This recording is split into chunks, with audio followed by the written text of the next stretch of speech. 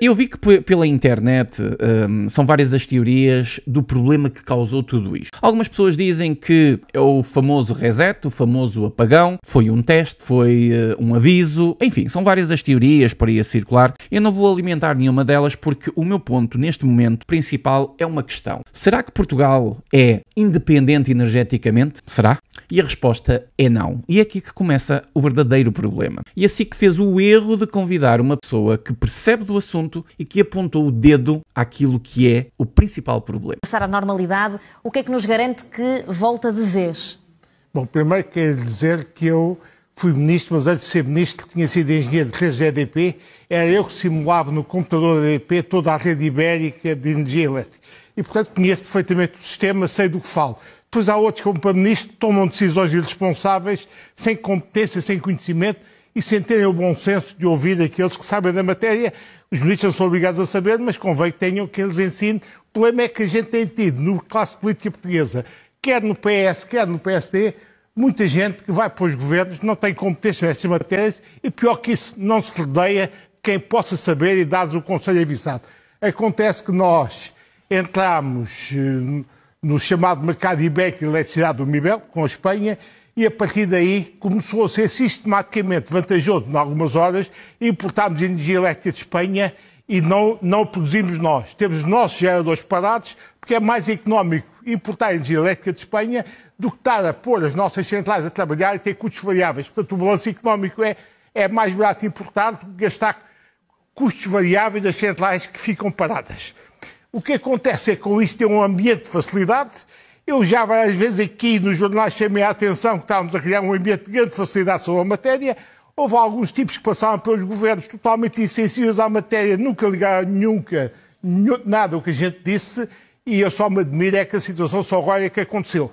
E a situação aconteceu, era expectável dessa acontecer, porque deveria haver um dia em que a rede elétrica espanhola tinha um percalço, desligava-se a rede portuguesa e nós ficávamos sozinhos. Devo dizer, quando prematura e irresponsavelmente fecharam a central de carvão, as centrais de carvão, nós só não tivemos um apagão naquela altura porque a rede elétrica espanhola nos socorreu, porque senão podíamos ter tido um apagão.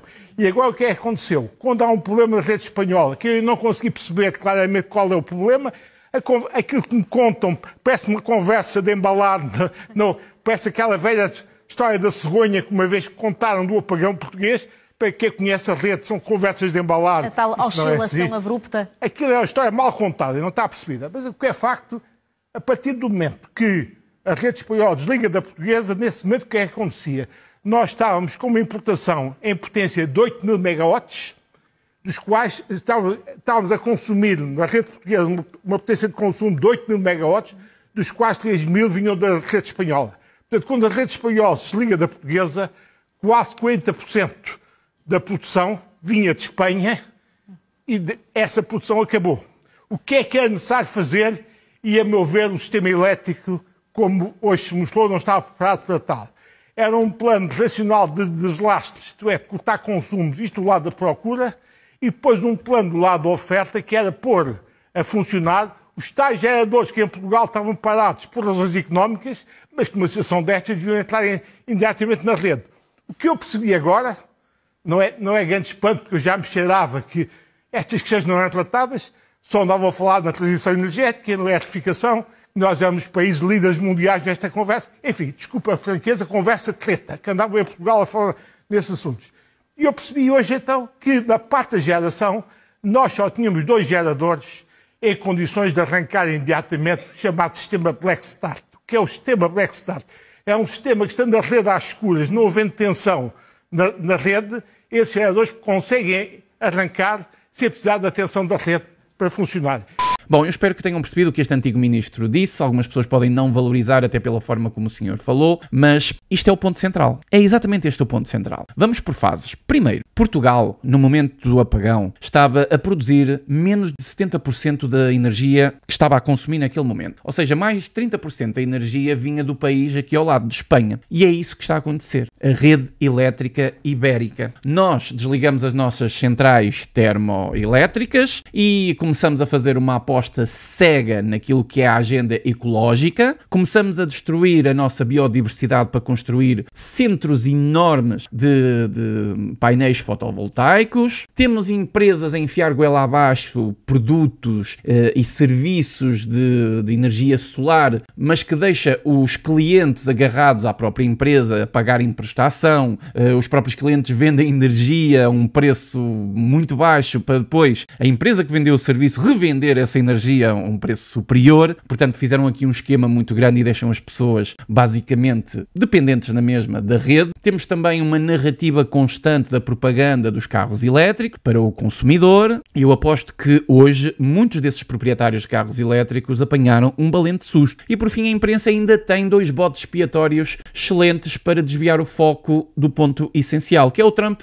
e o Putin, não é? Porque muito daquilo que se ouviu as pessoas a falarem nas redes sociais ou não, tinha que envolver ou o Putin ou o Trump ou algo assim do género. Quando o problema está naqueles que eles pensam que são os nossos amigos. Mas deixem-me dizer também uma coisa para terminar este vídeo. Eu não vejo problema absolutamente nenhum em ter uma reserva de emergência para casos desta dimensão. Nem vejo problema absolutamente nenhum em comprar um sistema solar independente de empresas, sem só comprar o sistema solar e usá-lo para consumo próprio, com ou sem baterias de autoconsumo. Não vejo problema nenhum em fazer a reserva de uns bons litros de água potável. Não vejo problema nenhum em ter umas reservas de uns enlatados, de medicamentos, enfim, um pouco de tudo para, pelo menos, um caso de emergência. Não vejo problema absolutamente nenhum de ficar menos dependente do Estado e dos serviços das grandes empresas. Mas aquilo que conseguimos ver ontem foi totalmente o oposto. O país não está preparado para isto. As pessoas entraram em pânico, com os supermercados a fechar, farmácias que mal funcionavam, comboios foi o que foi, não só os comboios, mas o metro também, tanta coisa que deixou de funcionar, porque hoje nós estamos totalmente dependentes da eletricidade. E, portanto, deveríamos questionar aqueles que nos governam e que nos governaram muito mal, porque é que nós estamos dependentes de terceiros para o consumo da nossa energia. O que é que ganha o governo central com isso, em deixar a sua população desprotegida e à mercê de fontes externas? Acho que está na altura